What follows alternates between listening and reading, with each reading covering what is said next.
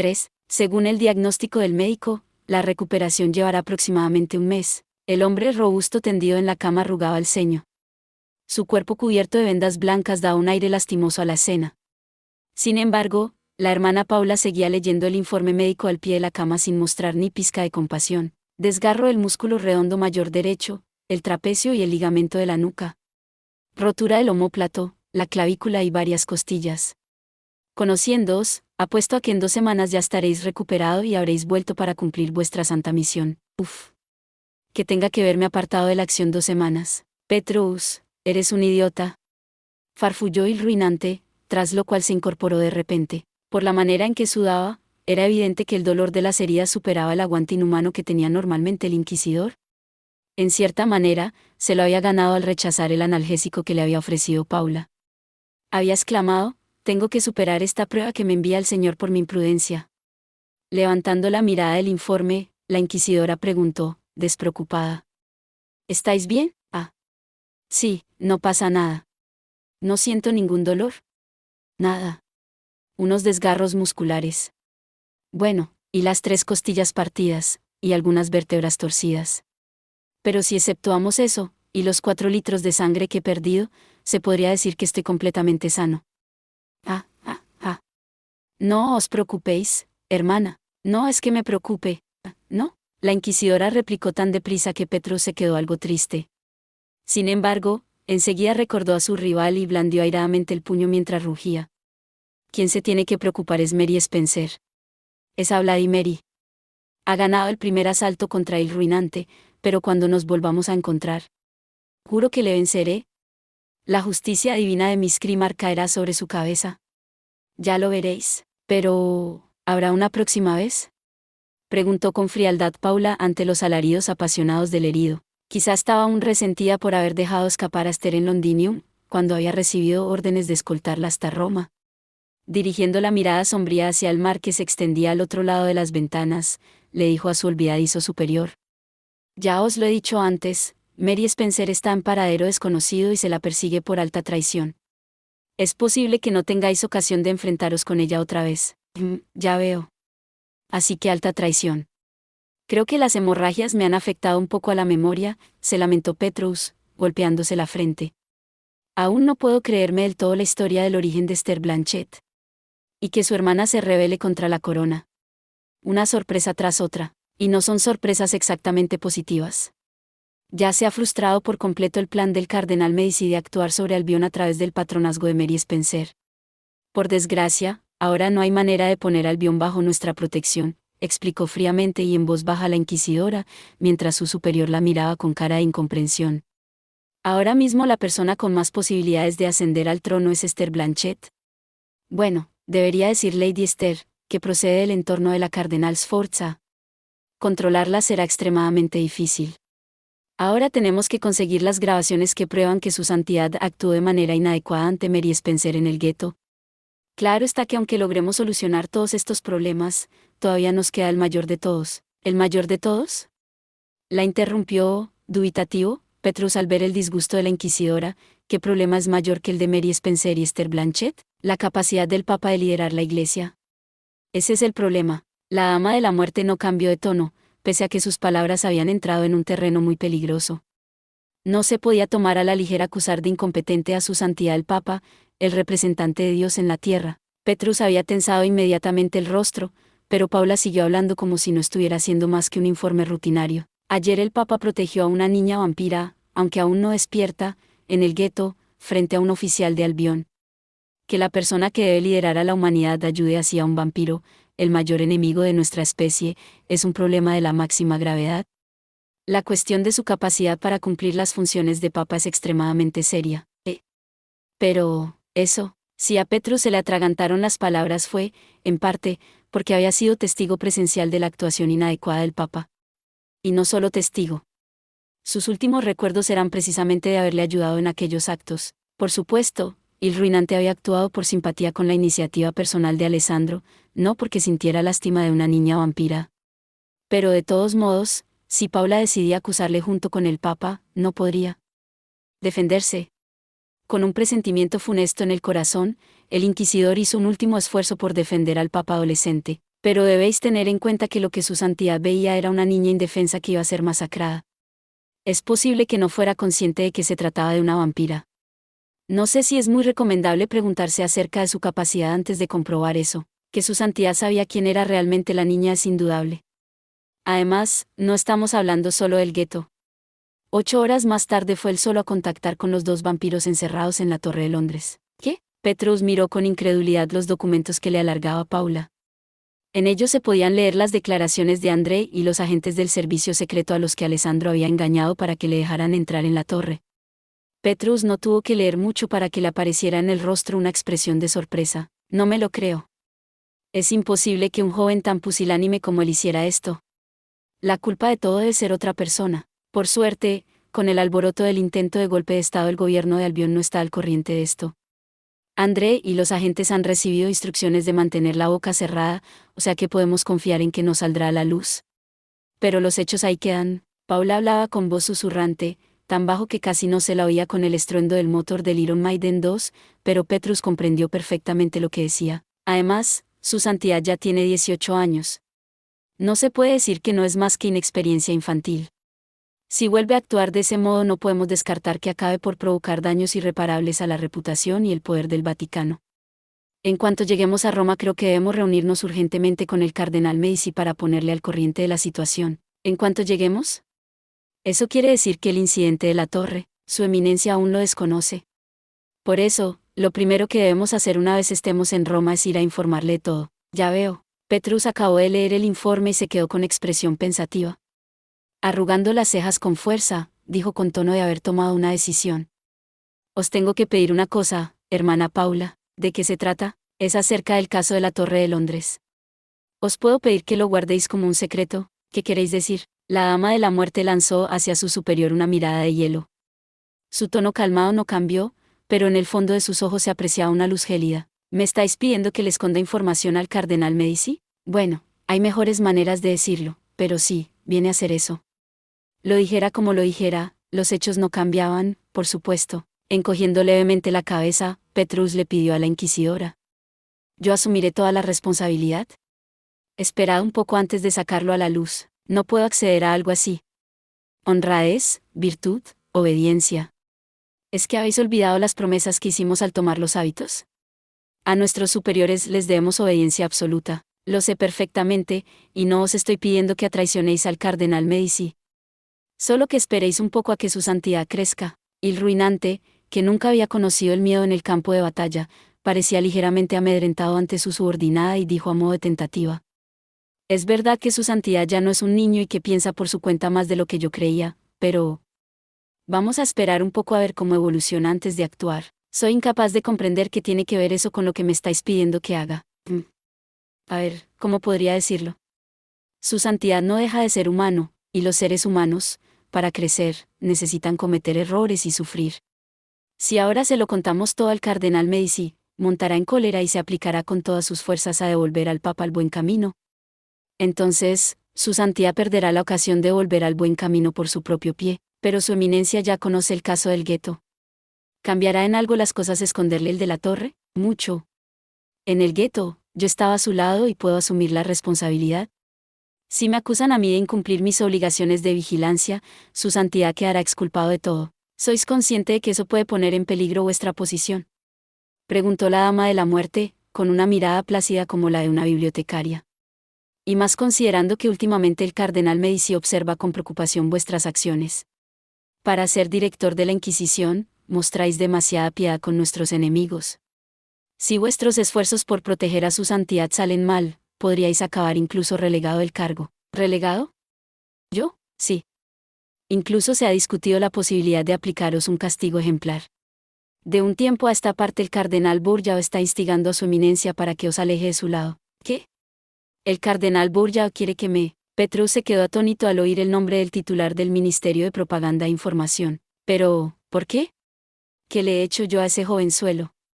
No recuerdo haber tenido nunca ningún conflicto con él. Supongo que será para ganar más influencia sobre el cardenal Medici. El ruinante resultaba un guerrero temible, pero era incapaz de entender las más simples maniobras de intriga política. Armándose de paciencia, Paula le explicó la situación como una maestra que hablara con su alumno más atrasado. Ya sabéis que el cardenal Borgia procede de una de las más importantes familias aristocráticas de Hispania, que colabora con su eminencia. Vos, por otra parte, también procedéis de una de las más importantes casas de la nobleza romana, los Orsini. El cardenal Borgia quiere ser el único que pueda utilizar su hombre para influir en su eminencia y para eso tiene que quitarse de encima a los rivales de pedigrí similar en el círculo del cardenal Medici. Ah, ya lo veo. Claro, sé sincero, director, no habéis entendido nada, ¿verdad? Petrus había sentido con fuerza, pero Paula siguió hablando como una maestra que hubiera pillado a un estudiante con una chuleta. Si no entendéis bien lo que digo, decidlo, por favor. La verdad, es que no estoy entendiendo nada. El inquisidor miró, avergonzado, a su subordinada, como si le pidiera perdón, pero enseguida blandió el puño cerrado con expresión fiera. Pero lo que sí he visto es que ese Borgia es un maldito Judas. No me la jugará más. Bueno, dejemos de momento las intrigas del cardenal Borgia, dijo Paula, temiendo que el ataque ira hiciera que al inquisidor se le abrieran de nuevo las heridas. En cualquier caso, lo importante es que ocultar lo que hizo el Papa y perder más confianza del cardenal Medici no es la más sabia de las opciones. Además, si las cosas se ponen tan feas como para provocar una ruptura con su eminencia, estará en peligro la propia existencia de la Inquisición. Como subdirectora de la institución, no puedo quedarme con los brazos cruzados ante un riesgo de estas características. Por eso haré un informe completo en cuanto regresemos a Roma. No es que no entienda vuestras razones para ocultar las acciones del Papa, pero os tengo que pedir que comprendáis la situación. Pero... Un momento, la interrumpió Petrus, mirando fijamente a la inquisidora. Gracias por preocuparos así de mí, pero quiero que os toméis esto como una orden, no informéis del caso de las Torres de Londres. Entiendo lo que decís. Vamos, creo que lo entiendo. El director de la Inquisición levantó el brazo para evitar que Paula hablara. Moviendo la palma derecha e izquierda, se dirigió a ella con la firmeza de un santo que se encontrará ante una prueba de fe. Pero si pienso en que es más importante, mi posición o el crecimiento del Papa, la respuesta es clara. Además, su eminencia no se dejará engañar por las tretas del cardenal Borgia. No puedo traicionar ahora al Papa, aunque eso quiera decir ganarme dificultades a corto plazo con su eminencia. Pero, ¿habéis pensado en las consecuencias para la Inquisición? ¿Y si perdéis vuestro cargo? En tal caso, cuento con vos. Petrus, que no se había afeitado durante los días que había guardado cama, sonrió torpemente con una expresión masculina. Sé que si a mí me han dado el cargo de director de la Inquisición es solo porque ese honor le ha correspondido a mi familia durante generaciones. Pero yo no soy más que un guerrero.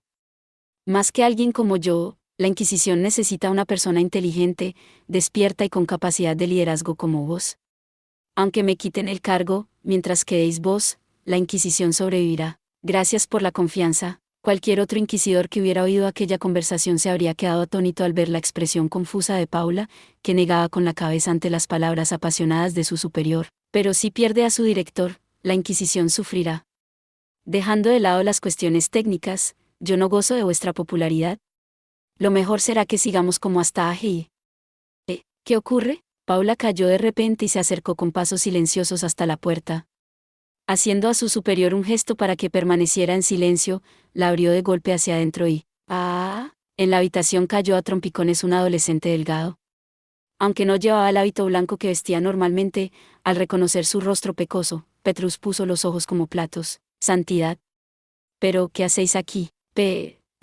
Petrus. Desde el suelo, Alessandro levantó temerosamente la mirada hacia el inquisidor.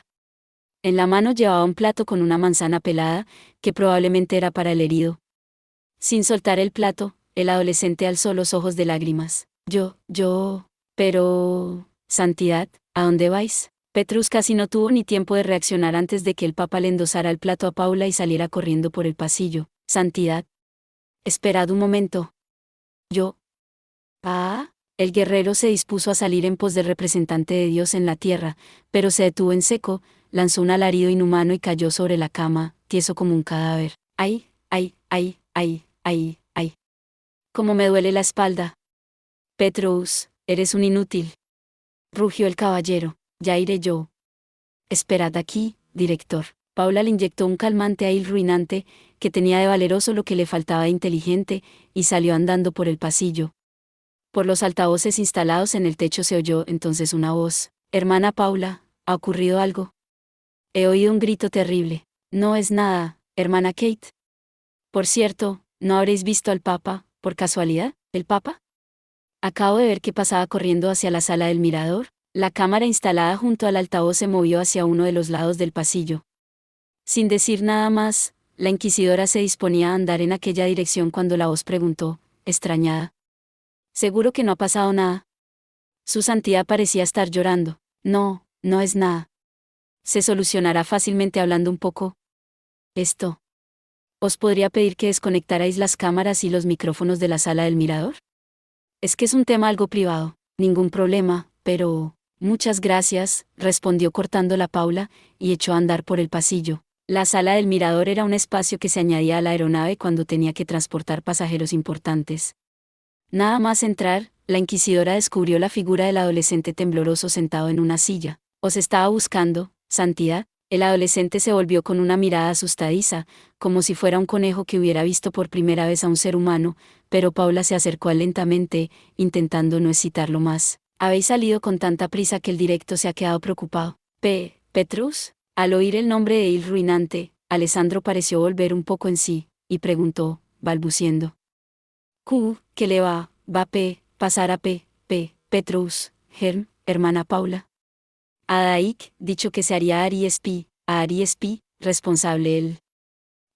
Entonces mi hermano Seyenef, enfadará con él, ¿no? Sí, probablemente se llevará una amonestación seria, respondió de inmediato Paula. Ante una pregunta así, no tenía sentido esconder la verdad. La inquisidora no había sentido nunca ni pizca de admiración por el Papa, pero como ejecutor de la ley del Señor sobre la tierra se creía obligada a tratarle con respeto. Por eso explicó con voz serena. Es posible que las cosas no se queden ahí y pierda su puesto, incluso su rango eclesiástico.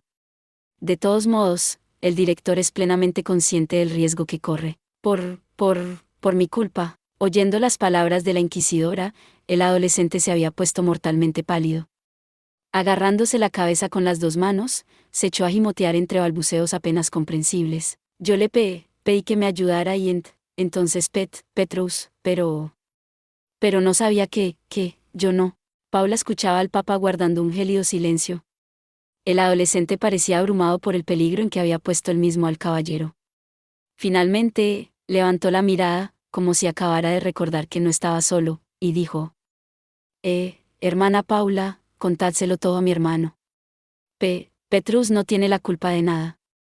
Solo seguía mis órdenes. Por eso, con el debido respeto, intervino Paula, con rostro inexpresivo.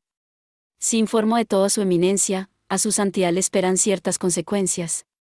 Como mínimo debéis estar preparado para que os confine en el Vaticano durante un tiempo. ¿Aún creéis que debo informar de todo?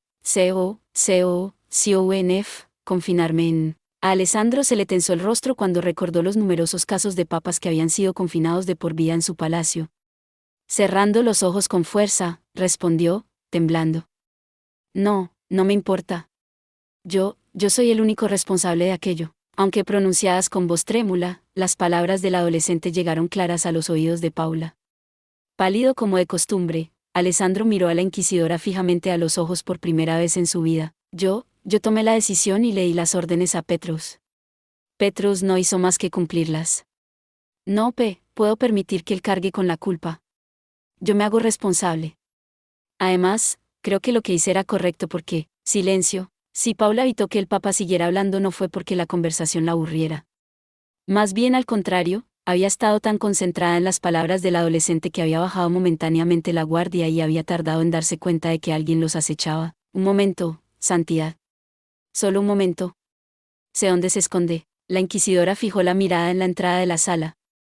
Bajo las cámaras de vigilancia, que ella misma había mandado desconectar, gritó hacia la puerta vacía. ¿No ha sido mala idea usar camuflaje de invisibilidad? Pero ha llegado el momento de que te veamos la cara. Veo que la Dama de la Muerte hace honor a su reputación. Bajo el marco de la puerta el aire reverberó al mismo tiempo que aparecía una figura humana. ¿Quién eres? ¿No pareces del Vaticano?, preguntó Paula al hombre de rostro cadavérico enfundado en una gabardina de invisibilidad. Mientras medía al intruso con la mirada, la inquisidora deslizó los dedos bajo el hábito hacia su arma de confianza para distancias cortas. ¿Eres un polizón?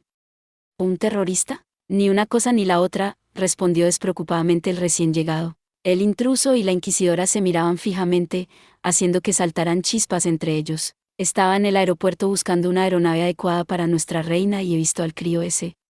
Me ha parecido que además de conseguir transporte aéreo podría ser útil tener rehenes. ¿Quieres secuestrar al Papa? Me temo que eso es imposible. Paula respondió con el tono de una bibliotecaria que anunciara que el libro que le devolvían estaba fuera de plazo y desapareció. Cuando volvió a aparecer estaba detrás del hombre cadavérico levantando sus Montblae contra la nuca indefensa del intruso. Tendrías que saber medir mejor tus fuerzas. Muere. La inquisidora se había movido con una velocidad equivalente a la del geist de los vampiros. Sin embargo, nadie llegó a oír el ruido del acero penetrando en la carne porque, hoy es mi día de suerte. El hombre esquelético sonrió después de parar el golpe con el filo de alta frecuencia que blandía con la mano derecha. Con la otra mano, al mismo tiempo, desenfundó otra de las armas que llevaba en la cintura. No solo el Papa, sino también la Dama de la Muerte caerán en mis manos. Si hubiera tardado una centésima más en saltar hacia atrás, Paula habría muerto degollada allí mismo. Tambaleándose y desarmada, a la inquisidora le corría un reguero de sangre por la mejilla. De la oreja amputada caía un espeso líquido rojizo al suelo. El intruso miró la escena de forma inexpresiva, al mismo tiempo que lamía la sangre que corría por su arma. ¿Soy Jack el Destripador? Uno de los muertos que sirven a la reina de Albión. En pocas palabras, hermana Kate, tenemos aproximadamente el 80% de la solución a la amenaza de la niebla. El interior de la tienda estaba lleno de máquinas y estructuras de función incierta. En el centro, el profesor observaba el rostro de la monja en la pantalla del sistema de comunicaciones a larga distancia que habían obtenido del gueto. El caballero exhalaba humo relajadamente, como si estuviera dentro de un palacio. Claro estaba que aquello era muy distinto de un salón de palacio. El Crystal Palace era una gigantesca estructura construida con 293.665 placas de cristal. Levantada en Hyde Park, al oeste del Palacio de Buckingham, medía 563 metros de este a oeste y 124 metros de norte a sur. Entre las tiendas plantadas frente al monstruoso invernadero se movían excavadoras y camiones que llevaban entre las máquinas a soldados vestidos de camuflaje y científicos con batas blancas. La escena parecía una gigantesca obra, pero las antorchas no iluminaban un edificio en construcción, sino un extraño objeto rodeado de complejas máquinas y coronado con una enorme antena parabólica. El profesor, enviado por el Club Diógenes para dirigir las operaciones, tampoco estaba vestido como un sacerdote normal, sino que iba enfundado en un mono de operario de color gris, de cuyos bolsillos salían mapas y listas de especificaciones. Remataba su figura un casco con linterna, que el hombre que se preciaba de ser la mayor inteligencia de Roma llevaba sin perder su habitual elegancia de dandy. Ahora mismo el equipo combinado del ejército, la Royal Society y los habitantes del gueto están construyendo unidades de alta frecuencia en 8 localizaciones, incluido el Crystal Palace. Nuestro enemigo es una agrupación de micromáquinas que son capaces de reproducirse de nuevo si las atacamos parcialmente. Lo que necesitamos es combinar el ataque para destruirlas a todas a la vez. Ahora son las 2 de la mañana, lo que nos da unas 4 horas hasta el límite. Luchamos sobre todo contra el tiempo. ¿Cómo van las cosas por ahí, hermana Kate? ¿Transcurre sin problemas el viaje? Sí, todo en orden. Hace 5 minutos hemos cruzado el paso de Dover. Ahora sobrevolaremos el reino franco para llegar a Roma. Además, su santidad no se ha quejado de mareos y parece encontrarse bien. Solo que, añadió la monja, algo preocupada, buscando con el rabillo del ojo a alguien ausente. No sé si hemos hecho bien dejando a la hermana Esther ahí. Hay órdenes oficiales de que regrese. Además, ¿verdad que ahora se dirige al Palacio de Windsor a arrestar a su hermana? Sí, está decidida a convencerla de que se entregue sin derramamiento de sangre. Yo le he recomendado que espere un poco, pero... De todos modos, tampoco hay de qué preocuparse. 3 ya se encuentra sobre el terreno y la acompaña el conde de Manchester. La coronel Spencer no es rival para todos ellos juntos. Han pasado todos por pruebas más difíciles. No, si no os falta razón, pero... La monja no parecía compartir el optimismo del caballero y siguió mirándole con expresión inquieta. Sacudiendo la cabeza, dejó escapar un suspiro de agotamiento. Desde que le ocurrió aquello a Abel que no estoy tranquila. Además, la cardenal no parece gozar de muy buena salud últimamente y, ¿tanto ha empeorado la duquesa de Milán? Incluso durante una comunicación a larga distancia, al profesor no dejaban de llegarle preguntas sobre el funcionamiento de la maquinaria e informes varios. El sacerdote los había ido firmando mientras hablaba, pero ante las palabras de la monja soltó la pluma y miró fijamente a la pantalla. Desde fin de año que he oído que estaba resfriada, pero no tengo más detalles acerca de su estado. ¿Tenéis a mano los informes médicos? No, yo no los tengo, no. Qué raro. Pensaba que estarían en nuestros archivos. Hasta entonces, Kate siempre se había encargado de administrar el papeleo del tratamiento médico de Caterina, que nunca había gozado de muy buena salud. El estado de la cardenal podía convertirse en un arma política en su contra si se filtraban ciertas noticias, y por ello se encargaba Kate de guardarlos en un lugar seguro. Pero si no están, ¿será que ha ocurrido algo fuera de lo normal? ¿Algo que no quiere que sepamos? No lo creo. La doctora Ligorio la visitó hace poco porque se había resfriado otra vez. Pero no será nada, porque no escribió ningún informe médico. ¿No ha escrito un informe?, replicó el profesor, cuya expresión era cada vez de mayor extrañeza. No conocía personalmente a la doctora Ligorio, pero le costaba pensar que fuera una médica tan chapucera. ¿Habría escogido Caterina como su médico personal a alguien así? Me parece muy raro. Bueno, en cuanto tenga un poco de tiempo, investigaré el tema por mi cuenta. Seguro que al final no son más que preocupaciones innecesarias, pero os agradecería mucho que estuvierais atento al caso. ¿Su eminencia es demasiado descuidada con su propia salud? Me gustaría que se cuidara un poco más. Últimamente está muy delicada. Si sigue trabajando así enfermará de verdad. Comprendo perfectamente lo que decís. El profesor recordaba la reacción de la cardenal cuando él mismo le había expresado preocupaciones parecidas. De todos modos, no se podía decir que Wordsworth no fuera culpable del mismo pecado de querer vivir demasiado deprisa. Los seres humanos solo tenemos una vida. A veces conviene no ir con tanta prisa. Ah, por cierto, Kate. Quería pediros una cosa. ¿De qué se trata, profesor? Kate, cuidaos vos también, por favor, dijo el caballero sin cambiar la cara de póker típica de los nobles de Albión. Ya sabéis que no tengo parientes. Si os vais antes que yo, nadie vendrá a mi funeral, pero William. La monja se quedó un momento sin palabras. Emocionada, abrió un par de veces los labios, pero no fue capaz de responder hasta unos segundos después. Profesor, ¿habéis comido algo raro? ¿Estáis haciendo otra vez experimentos de los vuestros? Sonáis como si alguien os hubiera lavado el cerebro o hubierais tomado una droga que os hace decir lo que no pensáis. Hermana Kate, me temo que me habéis tomado por un científico loco, respondió el profesor con un suspiro decepcionado, raro en él. Yo tengo mi lado sentimental, y he sufrido muchas heridas, de verdad. No sabía que teníais una psique tan vulnerable, replicó la monja, riendo como satisfecha de haber ganado al sacerdote. Siempre había creído que la mayor virtud de la gente profesor era esa frialdad emocional que llega hasta la arrogancia. No me vengáis ahora con esos gimoteos. No creo que nadie esté gimoteando, intervino el sacerdote, recuperando la expresión arrogante típica de los aristócratas de Albión. Bueno, en cualquier caso, gracias por vuestras observaciones. Puede ser que tengáis razón y me haya dejado llevar un poco por las emociones. Con vuestro permiso, volveré a mi trabajo. Hay mucha gente aquí que necesita de mi genio. Ese es el William que conozco, dijo riendo la monja, como satisfecha de volver a hablar de temas profesionales. Yo también tendré trabajo después de llevar al Papa a Roma, pues deberé ocuparme de ayudar a la cardenal a recuperarse. Siento dejaros solo, pero confío en que haréis un gran trabajo. No es que me sienta solo. Bueno, haré todo lo que pueda. Al fin y al cabo, Londinium es mi ciudad natal. Nada me resultaría más doloroso que verla reducida a cenizas. Sí, estoy segura de que... Kate dejó la frase a medias, mirando algo que quedaba fuera de la imagen de la pantalla. Detectada una fuente de calor debajo de... ¿Un submarino? ¿Aquí? Nos están enfocando con su radar. ¿Su radar? El profesor se levantó de repente y recordó lo que había ocurrido a orillas del Támesis. ¿Los restos de los biplanos en la superficie del río? ¿Los dos misiles que habían salido atravesando el agua? No. Kate, esquívadlos. Vana. El aviso del profesor llegó demasiado tarde. Mejor dicho, aunque el aviso hubiera llegado a tiempo, no habría servido de nada.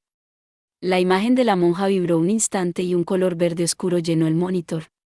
La cámara de vigilancia que enfocaba hacia la superficie del mar mostraba dos columnas de espuma que se elevaban partiendo las olas. Las columnas dibujaron un arco gris y se dirigieron inmediatamente hacia la cámara, como si tuvieran inteligencia propia. ¿Han lanzado dos misiles desde el agua? ¿Qué es eso? La monja gritó sorprendida, pero reaccionó a tiempo para poner en marcha las medidas antimisiles. La cámara del monitor cambió de ángulo, temblaron violentamente. Cuando se detuvo mostró una multitud de luces blancas que caían hacia el mar. Kate había sido lo suficientemente rápida como para elevar la aeronave y lanzar los señuelos de defensa. Las llamas de aluminio y magnesio se abrieron como flores en el aire nocturno, atrayendo a los misiles que iban en dirección al Iron Maiden 2. Los dos proyectiles salieron disparados en sentidos distintos, persiguiendo aquellas fuentes de calor más potentes que los motores de la aeronave. Magnífico, Kate. Gracias por el halago, pero aún es pronto para echar las campanas al vuelo. La voz de la monja parecía aún más nerviosa que antes. La cámara que enfocaba al mar mostró cómo se elevaban dos nuevas columnas de espuma. ¿De qué país era ese submarino? Ya me están cansando con tanto misil. La pantalla vibró de nuevo y dos luces abandonaron la aeronave y cruzaron la oscuridad. Inmediatamente después, dos nuevos disparos salieron en otra dirección. Los sistemas antimisil del Iron Maiden 2 detectaron los proyectiles que amenazaban a la aeronave y activaron sus controles de proximidad para explotar a una distancia segura junto con los atacantes. Los misiles antisubmarinos que habían salido disparados después cayeron directamente al mar como si hubieran perdido el control. ¿Sería un fallo de los circuitos? No. Al entrar en contacto con el agua, las enormes fundas de metal se abrieron y soltaron varias piezas del tamaño de un tonel. Las cargas de profundidad se hundieron entre la espuma y empezaron a estallar, cada una a una distancia distinta de la superficie. Profesor, ¿es el mismo submarino que os atacó el otro día? Preguntó Kate sin dejar de mirar atentamente las explosiones que se sucedían y levantaban columnas de agua. Ningún submarino podría salir ileso de un ataque así. La monja esperaba ver aparecer de un momento a otro sus restos destrozados en la superficie del agua. ¿De dónde son? ¿Y por qué nos atacan? Primero a vos y ahora a nosotros, Kate, ide con cuidado. ¿Aún están ahí? ¿Siguen vivos? Gritó el sacerdote, mirando al monitor. En la superficie del agua habían aparecido dos brillantes columnas. No eran cargas de profundidad, sino dos nuevos misiles. Pero, ¿qué? El Iron Maiden 2 viró de repente y lanzó de nuevo señuelos defensivos a la vez que intentaba desesperadamente esquivar los misiles. No había tiempo de pensar en contraataques. Como si hubiera estado esperando aquel momento, apareció en la superficie una enorme sombra desde el fondo del mar. Eso es. Gimió el profesor, que se puso inconscientemente la pipa en los labios. Era una sombra parecida, pero no igual, a la de un submarino. Era un ala volante de unos 100 metros de largo en forma de V, que vista desde arriba parecía un boomerang. ¿Pero qué? Eso no es un submarino, eso es. Cuidado, Kate. Es un Winging Ground Effect Vehicle. Chilló el profesor, con la mirada fija en el boomerang. Un Winging Ground Effect Vehicle, también conocido como ecranoplano, era un vehículo de vuelo rasante. Se podría describir como un cruce entre un avión y un barco. Volando sobre la superficie del mar creaba un cojín de aire bajo las alas que le permitía avanzar deslizándose. Era mucho más rápido que un barco y tenía una capacidad de carga imposible para un avión. Muchos países estaban dedicando sus recursos e investigadores a intentar producir modelos de aquel vehículo, que tenía la movilidad equivalente a un aerodeslizador. Sin embargo, el profesor no estaba al corriente de ningún proyecto que hubiera pasado la fase de meros prototipos. Y allí estaba, viendo con sus propios ojos un modelo que incluso tenía capacidades submarinas. ¿Pero de dónde ha salido eso? No. Kate. Gritó el sacerdote al ver que su enemigo empezaba a deslizarse sobre el agua. Nadie discutía que el Iron Maiden 2 era la aeronave más potente del mundo, pero no sería rival para la movilidad de aquel monstruo. La única manera que tenía una aeronave de destruir un ecranoplano era, subid. Tenéis que subir todo lo que podáis. Ellos no pueden volar como un avión. No pueden separarse de la superficie si no quieren perder el efecto de sustentación. ¿Comprendido? Respondió, decidida, la monja. Del ecranoplano se elevaron varias columnas de fuego, pero Kate dejó que los señuelos se encargaran de ellos y se concentró en ascender a gran velocidad, hasta que, J.E. ¿Te crees que así podrás escapar del varón rojo, agente? Gritó una voz grosera por el transmisor de radio. Era una voz femenina, implacable y fría. Ni Kate ni el profesor tuvieron tiempo de dedicarse a investigar de quién se trataba. En un instante, el vehículo rojo levantó el morro como una serpiente venenosa y empezó a elevarse ante las miradas incrédulas de los agentes. ¿Pero vuela? Claro. Estaba deslizándose para conseguir fuerza ascensional. Respondió el profesor, como si maldijera su propia falta de perspicacia. Nunca habría sospechado que se enfrentaban a un enemigo con esa capacidad tecnológica. Claro estaba que no era difícil pensar que podían haber instalado motores de reacción en un ala volante. Como volaba usando el mismo principio de un planeador, no podía mantenerse en el aire tanto tiempo, pero sería sin duda suficiente para abatir a un adversario tan poco móvil como un dirigible. No. Lo tenemos en la cola, Kate. El profesor agarró inconscientemente el micrófono al ver cómo el boomerang de color escarlata se deslizaba a una velocidad inusitada hasta ponerse tras el Iron Maiden 2. En el morro del enemigo aparecieron los cañones brillantes de las ametralladoras pesadas y la pantalla se tiñó de color negro. El ruido se volvió tan estruendoso que el sacerdote tuvo que quitarse los auriculares. Con los tímpanos a punto de explotar, vociferó sobre el micrófono. Hermana Kate. Hermana Kate, responde. Hermana Kate. Esto pinta mal. Lanzando micrófono y auriculares, el profesor se levantó, tomó su bastón y salió corriendo de la tienda. ¡Epa! Abuelo. Gritó. Entonces, una voz femenina. Vanessa se dirigía justo en ese momento a hablar con el caballero. La Mazuzla le hizo un gesto y se sacó unos planos del bolsillo del mono, que extendió rápidamente ante la mirada del sacerdote. Mira esto. La parte del segundo circuito. ¿Crees que podemos hacer una desviación por aquí? Opino que nos podría ahorrar bastante tiempo y... ¿qué te pasa? Te ha cambiado el color, abuelo. ¿Te ha sentado mal la comida? La aeronave que iba camino de Roma se ha encontrado con un problema inesperado, respondió el profesor, mientras controlaba la sensación de que el corazón le ardía. Lo siento, Vanessa. ¿Puedo dejaros al cargo de dirigir las operaciones aquí?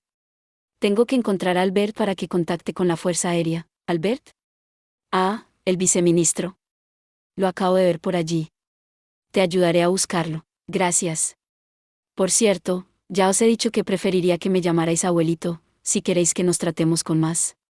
Ay, el profesor se dispuso a echar a andar mientras charlaba con la aristócrata, pero se detuvo de repente. En medio del camino había un perro moteado durmiendo. El animal abrió un ojo a medias para mirar al sacerdote, que había estado a punto de pisarlo, y volvió a dormirse enseguida. Wordsworth se volvió hacia la joven y le dijo: Vanessa, ¿es este vuestro perro? Me parece muy bien que tengáis una mascota, pero tendríais que tenerla mejor adiestrada. Si se queda aquí durmiendo molesta. Oye, que este perro no es mío. Creo que es un perro callejero. Un perro, callejero. Y no es el único. No sé por qué, el parque está lleno de perros sueltos, respondió Vanessa, arrodillándose junto al animal. ¿Será que han oído ruidos raros y han venido a curiosear? No me extraña. ¿Seguro que nos consideran un incordio porque no les dejamos dormir? ¿Una manada de perros salvajes? El profesor miró a su alrededor y descubrió, en efecto, que entre las personas que se movían atareadamente por las tiendas había numerosos animales. Eran tantos que incluso el aire había tomado su fuerte aroma. Wordsworth contó casi un centenar. De todos modos, permanecían tranquilos y no parecían interferir las tareas de los científicos. Aquí hay un montón. Al principio me han dado un poco de malas vibraciones, pero luego, como he visto que no hacían nada, los he dejado estar. ¿Perros? ¿Una manada de perros? El profesor se acarició la barbilla y, mientras oía distraídamente a la Mazuzla, sintió cómo tomaba forma una intuición funesta. En Istvan. Esto me recuerda a lo que la hermana Mónica. No, no puede ser. Recorriendo con la mirada la manada silenciosa de perros que poblaban el parque, Wordsworth chascó la lengua y apuntó con su bastón al animal gritando: Vanessa, alejaos inmediatamente del perro. Hay que avisar a Boswell para echarlos a todos del parque, porque si no... Un rugido salido del corazón de la noche interrumpió al profesor. ¿De dónde provenía aquella voz monstruosa? Era un aullido fiero interminable. Los ecos tristes del rugido pusieron los pelos de punta a todos los que lo oyeron. Realmente parecía salido de lo más profundo de la tierra. ¿Era un perro? ¿Un lobo? No, no era ninguno de los dos animales. Era una bestia totalmente distinta. ¿Ah? ¿Pero qué te pasa? Al volverse hacia la joven, el profesor vio que se había puesto de pie de un grito. Es que de repente se ha... Cuidado, Vanessa. Vociferó Wordsworth al ver que el perro se ponía en pie y sacaba los colmillos. Sin hacer ningún ruido, el animal se abalanzó sobre Vanessa. Si no hubiera sido Mazuzla, la joven habría caído allí mismo con el cuello desgarrado. ¿Pero a qué ha venido eso? Instintivamente, Vanessa había batido de un puñetazo al perro en pleno vuelo. Sin embargo, la bestia se levantó de nuevo enseguida y volvió a atacarla. Si hubiera querido, la Mazuzla podría haberlo matado de un golpe, pero parecía dudar ante la embestida del animal. «Quieta, Vanessa». Wordsworth levantó rápidamente su bastón y apretó el gatillo. Al instante, una sustancia gelatinosa blanca impactó contra el perro. El animal cayó de nuevo al suelo y se retorció cubierto de la resina superfuerte de secado rápido. La resina dejaba pasar el aire, de manera que no había peligro de asfixia, pero la bestia se debatía, impotente, sobre la hierba. ¿Estáis bien, Vanessa? Pero, ¿qué demonios?, murmuró Vanessa con la mirada clavada en el animal. Me ha atacado de golpe, y no es solo es el que se ha puesto a hacer cosas raras, dijo el profesor, mientras dejaba correr la mirada por el parque. Pero, ¿por qué los perros? ¿Los perros? La zona se había llenado de gritos humanos, pero no se oía ni un ladrido. Los que les atacaban eran unas bestias muy particulares. Maldita sea, Vanessa se quedó atónita. Una vez que se dio cuenta de la gravedad de la situación, se volvió hacia el sacerdote y gritó. ¿Pero qué haces ahí pasmado? Debemos hacer algo, no es que no lo vea. Pero nosotros tenemos algo más urgente de que preocuparnos, respondió el caballero, mirando fijamente aquello que había empezado a moverse en la oscuridad. A primera vista, la bestia que apareció ante ellos parecía un lobo gigante, en cuyo pelo gris oscuro goteaba la niebla nocturna. Pero, ¿realmente existían lobos así de enormes en la naturaleza? El animal era tan grande como un ternero y tenía los pelos duros como los de un puercoespín. Además, en sus ojos verdes se apreciaba un brillo de voluntad casi humana. La bestia observaba al sacerdote y al aristócrata con una expresión de profunda maldad que decía que estaba dispuesto a destrozar todo lo que se interpusiera a su paso. ¿Por qué siempre tienen que pasarme estas cosas cuando estoy más atareado?, suspiró el caballero. La bestia rugió. Eso es todo por este video.